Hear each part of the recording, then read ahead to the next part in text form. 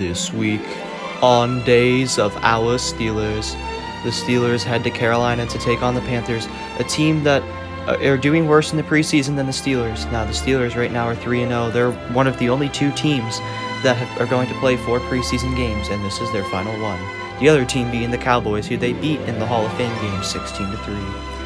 And right here, the Panthers are starting a ton of their players. They have Sam Darnold starting because he's, trying to learn the system there after being traded by the New York Jets to them so the Jets could select Zach Wilson, in which case the Panthers traded Teddy Bridgewater to the Broncos for a 6th-round pick, and he was named their starter over Drew Lock, but that's another story.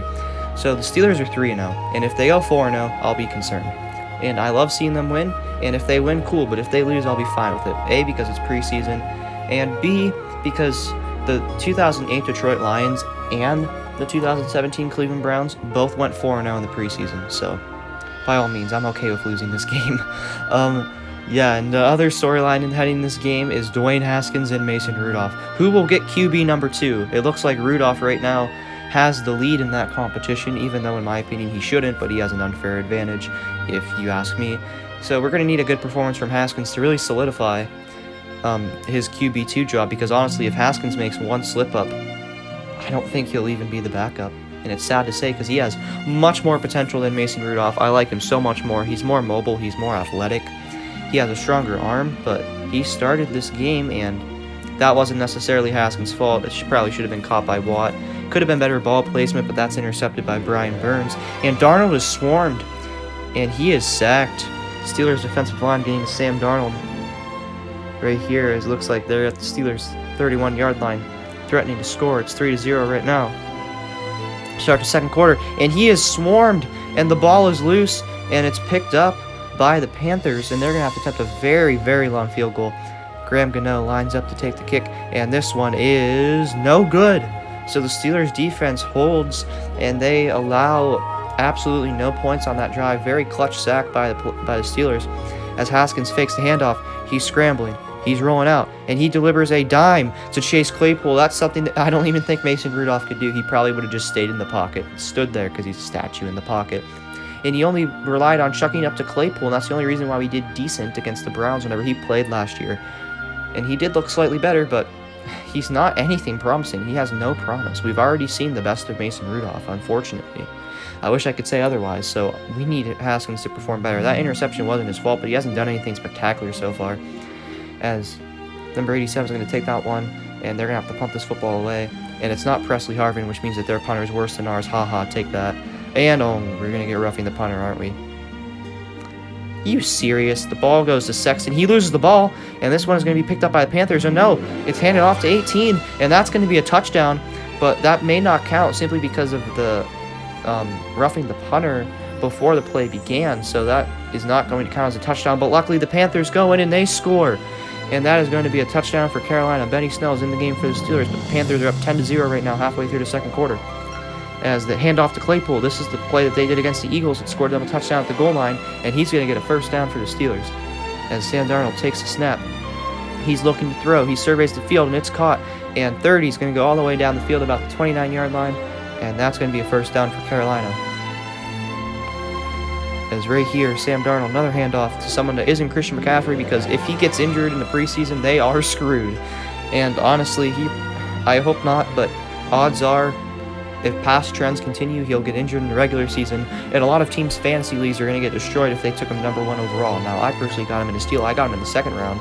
4-man league, I got Derrick Henry, and then I got Chris McCaffrey in the second round because I had the 3rd pick and then the 6th pick, I believe. Or was it the 7th? I don't know. And then that's a touchdown to Robbie Anderson.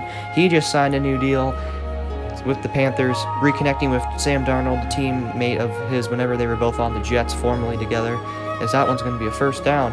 And right now, it's all Carolina right now. It's 17-0 going into the second half. As this one's going to be a nice handoff, and he shreds the tackle, and that's going to be a touchdown. It's 24-0 Carolina, and it looks like the Steelers aren't going to go 0-17 this year simply because it looks like they're not going to go 4-0 in the preseason. As this one, that was not good pursuit by 30, as that's going to be caught by number 83 for the first down. 3rd and 7. someone who's not named Sam Darnold is on the field, and no, it's not Cam Newton with a different number, as that one is incomplete. And Josh Dobbs is in the game right now for the Steelers, and he's going to dump this one off to Jalen Samuels. Many are wondering, even though he's a talented running back, if he'll stay on the team or if he'll go to free agency for better opportunity and get cut, or maybe go to the practice squad. He had a great game against the Patriots in 2018. He helped us beat them to proceed to, even though the week before we lost to the Raiders, as Josh Dobbs gets the first down. Here's Chris Boswell, line up for the kick. Can the Steelers get points? And yes, they can. They finally have points on the board. It's 24-3. But Carolina, that's all Carolina in this game so far, but at least we have points on the board. And Dwayne Haskins, that one interception wasn't his fault, but he's not going to be in the game for the rest of this game. The one interception wasn't necessarily his fault. Yeah, he could have placed the ball better, but at the end of the day, it still should have been caught by Derek Watt. But other than that, he didn't do anything amazing, so it really makes me scared, and I honestly, if I'm being honest, Mason Rudolph's going to get the backup job. I don't think that should be the case, but they haven't made a formal announcement, but it's probably going to be Rudolph, as the number 7 takes it in for Carolina for the touchdown, and they go up 31-3. As they're going to do a screen pass out here on 3rd down and 18. The Steelers' backup defense is able to get the stop. They give up about 13 yards on that play. And Haskins is back in the game. That's interesting. As right here, we're going to get it to Brooke James. He fumbles the ball. And see, this isn't Dwayne Haskins' fault. Like, the possession's ending so early, not his fault. That shouldn't be factored into the equation, but it probably will be. As right here, the Panthers get the field goal, and they go up 34-3. As right here, Ray McLeod, he's going to get the first down and more. Ray McLeod, he's spinning, and he's still on his feet all the way to the 43, 42-yard line. And there's only a minute 34 to play in this game. Haskins is still in it, and this one is caught. And he commands this offense so much more better than Mason Rudolph ever could. And he's with the starting team. Rudolph is with the starting team. As Ray McLeod, he follows me on Twitter. He goes into the end zone for the touchdown, and they miss the extra point. And the Steelers lose this game 34-9, heading into Week 1 against the Bills in Buffalo, 1 p.m. game, Eastern Standard Time on September 12th. Be ready for it, because I am excited. And if I'm being honest, I love the Steelers. I hope they win every game. But I see the Bills winning that one. But I do think that there's a good chance the Steelers could start off the year 1-0. But at the end of the day, if I had to put my money on it, I'd put it on the Bills. But we lost a preseason game, so as Mike Tomlin says, we do not care. And just like everyone on Twitter saying that the Steelers are going to go 7-10 because they lost a preseason game, so are the days of our Steelers.